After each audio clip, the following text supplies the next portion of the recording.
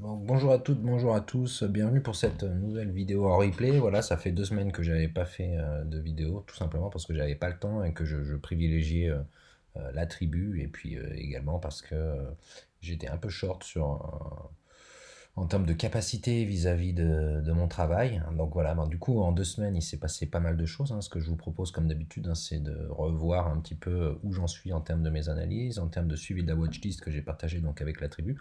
Vous retrouvez notamment la watchlist ici-bas avec le code couleur habituel, hein, que vous connaissez désormais je pense, hein. Donc en jaune ce dont je suis actionnaire, en vert ce dont je suis actionnaire et largement on va dire bénéficiaire. C'est-à-dire que j'ai même plus besoin de regarder ces trades-là. Et puis en violet, ce sur quoi j'ai mon attention et des ordres placés actuellement. Donc 2 semaines, hein, je disais, sans avoir pu faire de vidéo, donc il s'est forcément passé pas mal de choses. Et notamment sur ces 2 semaines, hein, ce qu'on constate sur le CAC 40, hein, c'est qu'on a joué un petit peu à se faire peur, hein.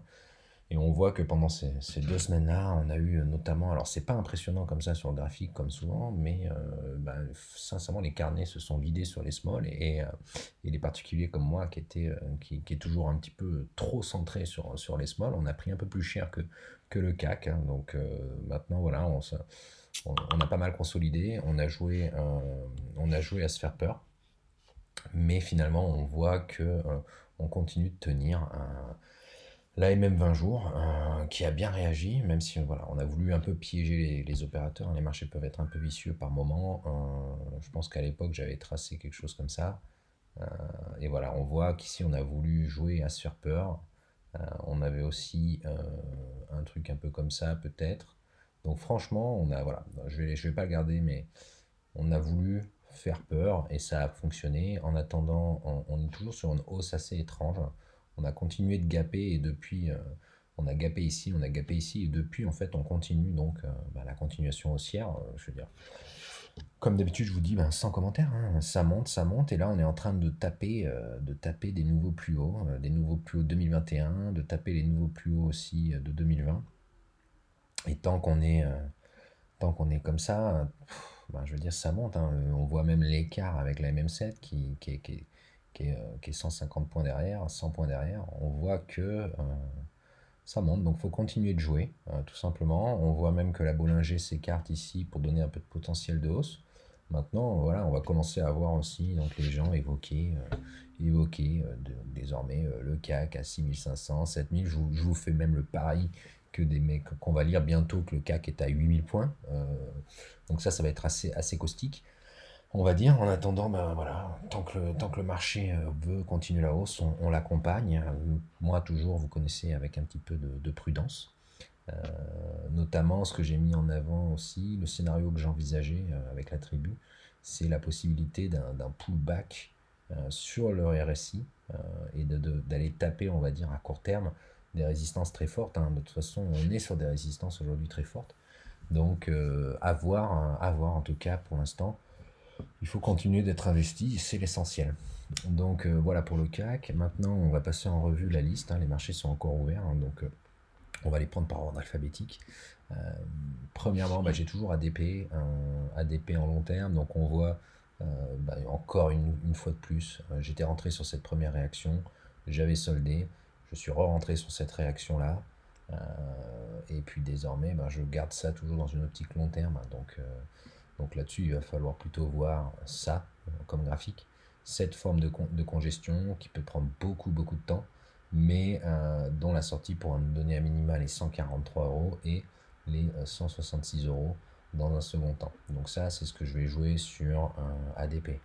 Atari, bon, que dire de la hausse, hein. On voit bien qu'on avait tracé les bons niveaux. Euh, Maintenant, moi, je l'ai pas pris. Je l'ai pas pris. Et puis, je l'ai pas pris. Donc, je veux dire, j'ai rien à rajouter là-dessus. Je cours pas derrière le train. Je disais la dernière fois, dans la dernière vidéo, que chaque nouveau plus haut pouvait être acheté. Donc, on pouvait l'acheter ici. On faisait un nouveau plus haut, ça montait. On pouvait l'acheter ici, ça montait. On pouvait l'acheter ici, enfin sur les 0,68 que j'avais montré. J'avais mis un ASD sur les 0,68, on voit qu'il fonctionnait toujours. Et puis vraiment, on a atteint le vrai niveau sur la zone des 0,80. Là-dessus, on a consolidé.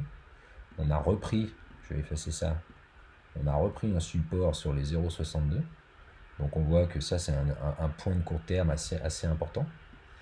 Et désormais on continue, on a refait une nouvelle résistance. Donc ce que je vais tracer c'est plutôt quelque chose comme ça. 0,4, voilà. Donc là on est dans un range très haussier.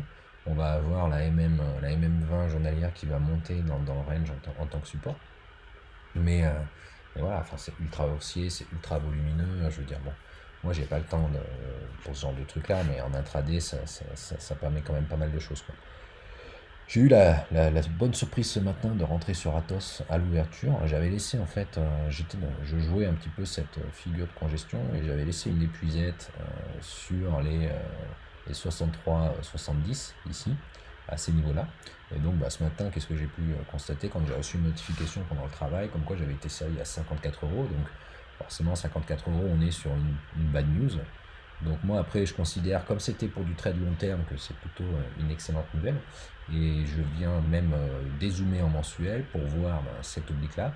Désormais un gap mensuel, hein, donc quelque chose d'assez important à venir combler pour les plus court-termistes. Et puis toujours en support la MM200 moi, hein. Donc moi ça serait une zone d'accumulation parfaite pour moi, cette zone des 46-50 euros pour accumulation. Maintenant voilà, on va aller dans l'inconnu, si vous voulez, dans les prochaines semaines. Mais je continue de penser que ça, c'est un dossier qui est opéable aussi, et qui va être de plus en plus opéable s'il y a des difficultés de ce genre. Donc voilà, moi en tout cas, je visais toujours une entrée fondamentale sur ces niveaux-là pour aller jouer le ralliement des 75 voire 90 euros. C'est du long terme, donc ça, vous avez le temps d'observer. Carrefour, j'avais cette congestion là. Bon, on n'est pas encore allé taper le gap. On a cassé les 15,24. Là, désormais, on est en train de consolider. Il faut voir si on repart à la hausse. On ira jouer clairement le comblement du gap. Sinon, on peut reprendre appui sur les 14,85, voire même les 14,50. Mais je resterai prudent dans ces cas-là. J'ai pris position sur CGG, donc CGG je la joue comme ça, je la joue avec ce support là, et je joue en fait grosso modo la possibilité d'accumuler même sur les 0,97. On voit qu'avec la MACD on va encore consolider, je pense encore jouer avec les supports, mais derrière en fait toujours, si je trace un truc comme ça, là, on est pas mal, on a vraiment les 1 euro, ouais, plus psychologique en soutien également, donc je vais attendre pour accumuler, mais c'est quelque chose qui me plaît bien.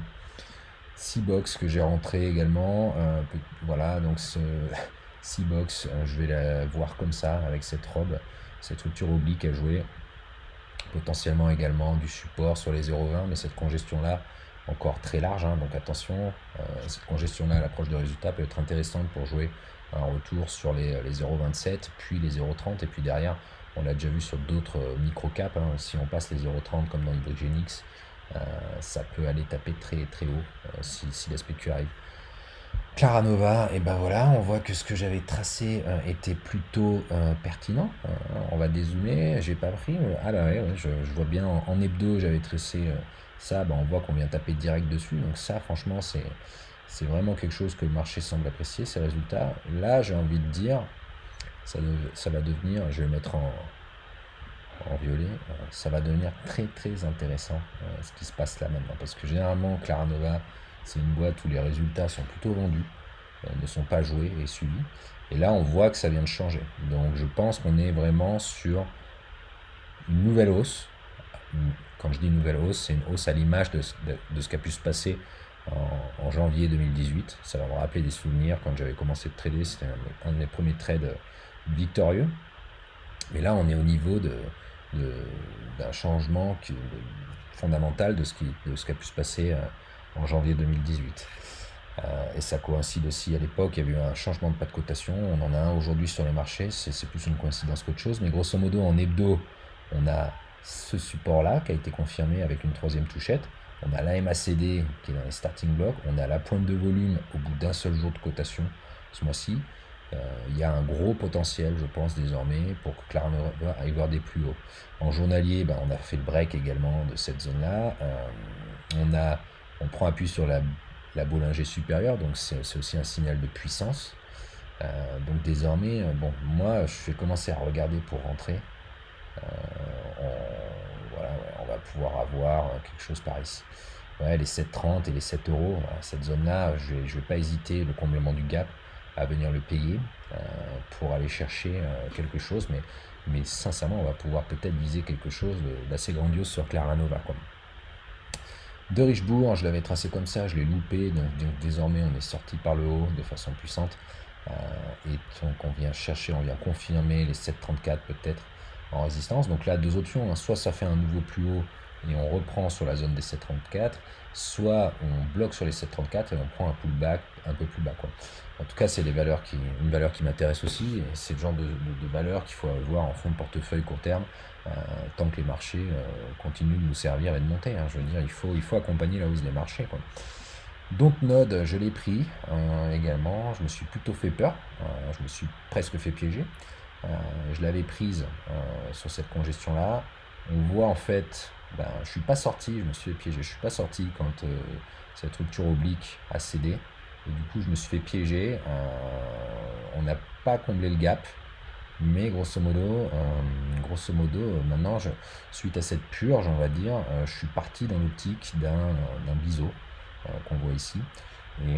Et après, le secteur continue de bien se porter, donc je préfère garder mon trade pour l'instant, voir si le niveau des 16,25, 16,30 va être un gros niveau de résistance, on va dire, avec cette robe, avec la MM50, avec la Bollinger haute. Mais bon, le secteur se porte super bien, et désormais, je vais continuer d'observer. La MACD est toujours en territoire négatif, donc on est toujours un petit peu dans une optique de prendre ce qu'il y a à prendre, mais ça s'observe. Ça s'observe. Egide, je suis re-rentré avant les résultats parce que c'était simplement, alors je ne traite pas souvent les résultats, mais c'était tout simplement haussier. C'était haussier dans la congestion, c'était haussier dans les volumes, c'était haussier sur les indicateurs. Donc voilà, quand on a tout qui s'aligne sur le terme graphique, sur le terme chartiste, et ben, donc il faut prendre un résultat ou pas résultat. Alors forcément, j'ai adapté ma position, j'ai pris qu'une demi-position du fait des résultats, ça fait partie vraiment de mon money management. C'est-à-dire que moi, je ne traite pas les résultats. Par contre, si je vois que graphiquement, il y a quelque chose qui me plaît, il y a du volume, je trade quand même sur base de ces indications graphiques. Mais j'ajuste mon money management en prenant une demi-position au lieu d'une position complète. Et on voit derrière, donc on a la cassure, on va chercher les 1,38. Alors j'ai pas eu de bol, je voulais sortir sur les 1,38, j'ai pas été exécuté. J'avais mis 1,38,5 je crois, et j'ai pas été exécuté.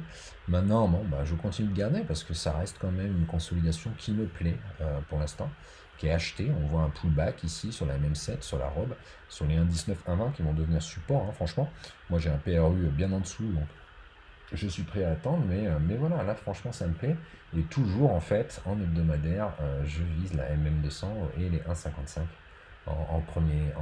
en zone de support. Mais on voit qu'on a du potentiel sur le RSI, on a une MACD dans le bon sens, on a du volume, donc j'ai tendance à rester optimiste. Il faut avoir confiance en soi sur ce dossier. Elior Group que j'avais tradé sur la sortie de cette congestion-là, et ben ça continue. On fait le pullback. Maintenant, on a cette oblique que j'avais tracée il y a quelques jours qui continue d'être pertinente. Donc tant qu'on la passe pas, il n'y a rien à faire sur Elior. Par contre, ça commence à être intéressant. Euronav, RAS, on est sur un range où les 8,20 font plafond et les 7,20. Donc on a 1 euro de range quand même sur Euronav. Donc on peut trader, hein, on peut acheter, c'est là où on peut acheter bas, vendre haut. Moi, ça reste du moyen terme. Il faudrait vraiment casser ces 8,20 pour reprendre un peu, pour pouvoir accumuler potentiellement. Exmar, ça continue de monter, il faut l'accompagner. Ça reste une boîte très très décotée. Là, j'ai fait tourner pour la tribu un screener fondamental que j'ai créé, qui me ressort les valeurs décotées sur Euronext. Et Exmar, en fait, tout simplement, ressort parmi l'une des valeurs fondamentalement les plus décotées de la cote. Donc ça reste très très intéressant. Je crois qu'il y avait eu une histoire sur ce gap baissier. Quand vous voyez un gap baissier comme ça, il faut toujours comprendre d'où vient ce gap baissier. Et là, en l'occurrence, je crois que c'était un défaut, une faillite d'un fournisseur ou d'un client important. Donc je pense que désormais, voilà, ils ont redressé la barre par rapport à leur business à eux. Et donc forcément, ça entraîne une décote qui peut être payée si on croit en la boîte et la direction. Bon, attention au récit là, mais sinon bon, ça s'accompagne, hein, c'est pas le dossier le plus sexy, mais pour des personnes qui n'ont pas le temps d'être en intraday, ça reste un bon dossier facile à suivre où il se passe pas grand chose, mais ça monte en trend following, quoi. All Out Group, RAS, on est sur cette oblique, on a pas mal de volume. Alors est-ce que ces volumes signifient que la rotation sectorielle continue de se faire? Je sais pas analyser les flux qu'il y a sur les marchés financiers à ce point-là, mais voilà, on a un bon exemple ici de rotation sectorielle qui s'accumule petit à petit sur All Out Group. Pour ma part, voilà, avec le PRU que j'ai, de toute façon, je suis en large gain sur cette valeur-là qui est long terme. Donc je laisse filer et puis potentiellement accumuler sur rupture de cette oblique.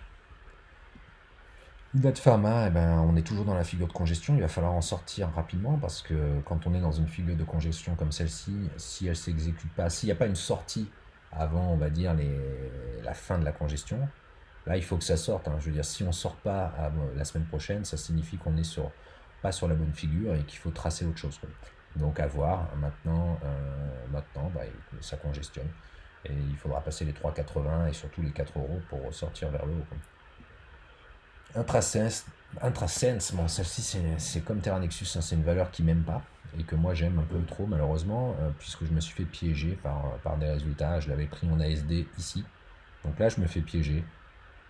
Derrière il y a des résultats catastrophiques, j'arrive même pas à toucher la MM200 pour accumuler, donc pour lisser, pour essayer d'être un peu plus confort. Donc c'est dommage.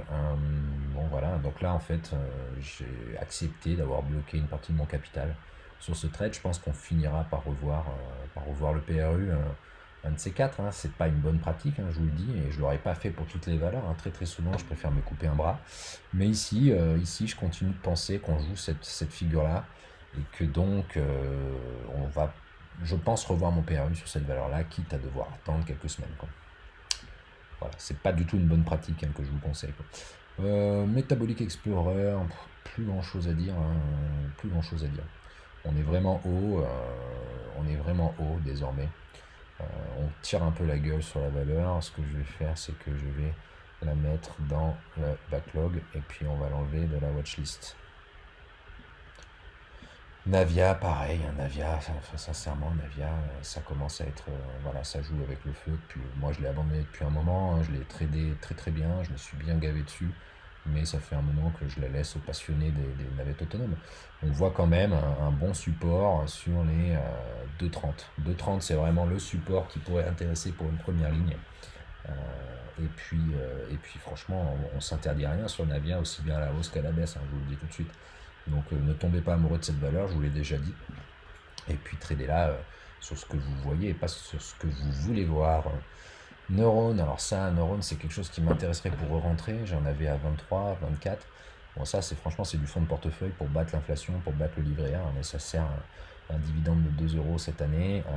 Donc sincèrement, j'essaierai de voir tout pullback sur les 25 euros comme une belle opportunité pour rentrer juste du fonds portif de long terme, quoi. Nokia, pas tradé, mais voilà, je vais surveiller cette congestion-là, et les 3,25, 3,26 m'intéressent pour rentrer sur Nokia. Novacite, RAS, ça congestionne, ça va squeezer avec la MM50 qui va venir taper sur les cours. On va vite prendre une direction entre la MM50 et la MM200. Pour l'instant, on voit qu'il ne se passe pas grand-chose sur la valeur. Quantum Genomics, je l'ai tradé, je l'ai vendu sur cassure, je l'ai vendu à break-even parce que ça a été un faux breakout, on va dire comme ça. Faux breakout, derrière on confirme également quand même le support oblique que j'avais tracé, et donc on peut continuer en fait de suivre et de trader Quantum. Mais plus là-dessus, j'ai envie de dire que plus c'est long, plus on va s'impatienter, et plus on a de chances de breaker par le bas, c'est mon avis.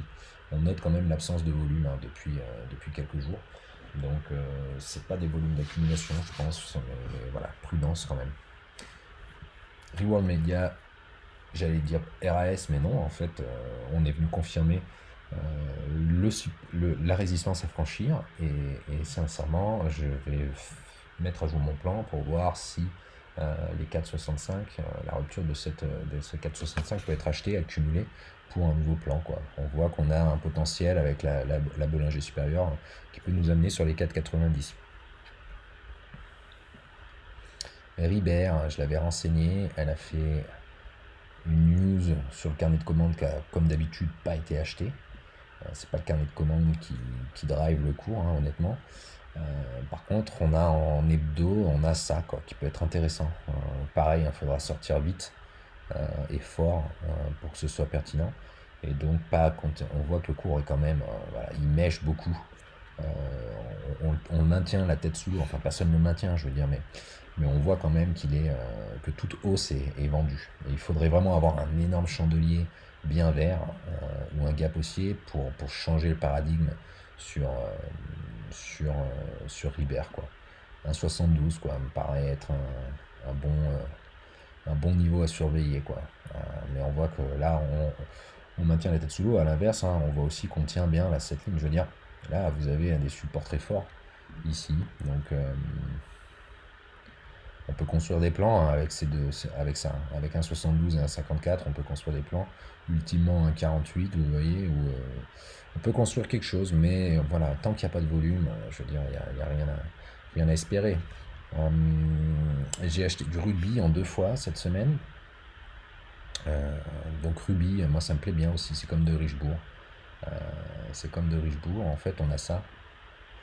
On a ça pour avoir un peu un risk-reward assez agréable. Ah, attendez, il y a peut-être un truc encore plus intéressant, c'est ça.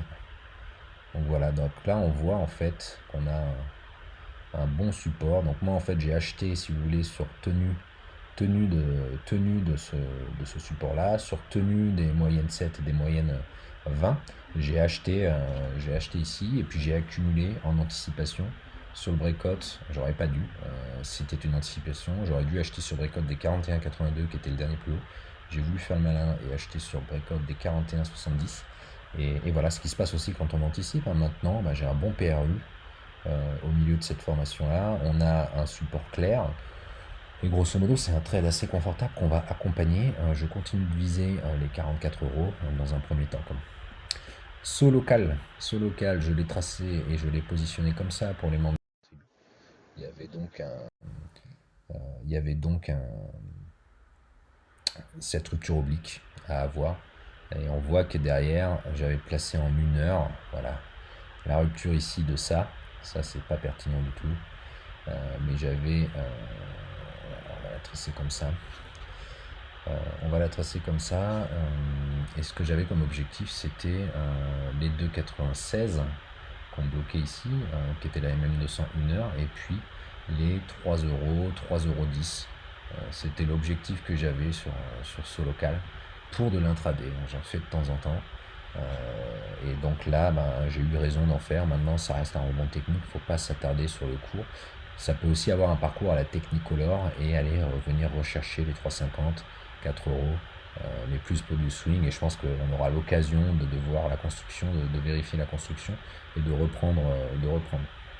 Technicolor, justement, je vous en ai suffisamment rabâché avec quand elle cotait à 1,80 €, 1,75 €. C'était pour moi la recovery de ce début d'année à jouer. Et du coup, on a atteint l'objectif principal qui était les 3 euros, les 2,90, 3 euros. Donc là-dessus, voilà, on avait bloqué sur les 2,70 et derrière la cassure fait qu'on va atteindre l'objectif final. Je pense que désormais, il faut voir les 2,25 comme tentative de pullback pour rentrer. Et sincèrement, le job est fait hein, sur Technicolor. Hein, je veux dire, après, le job est fait. On est bien, on est bien. On a atteint les objectifs de Technicolor, il n'y a rien d'autre à dire, quoi. Donc ça, une belle recovery qu'on avait bien identifiée et bien suivie, notamment, quoi. Bon, j'espère que c'est assez clair, hein. Je suis un peu fatigué actuellement. Beaucoup de choses, beaucoup de travail et les marchés ne sont jamais simples. Donc voilà, j'espère que c'est assez clair pour vous ce suivi. Je dis ça parce que je fais beaucoup de switch entre plusieurs écrans, plusieurs unités de temps. Je trace pas mal de trucs, donc j'espère que c'est clair. The Blockchain, on continue de suivre la hausse et la tendance. J'avais mis l'épuisette sur les 2,03, j'ai pas été servi.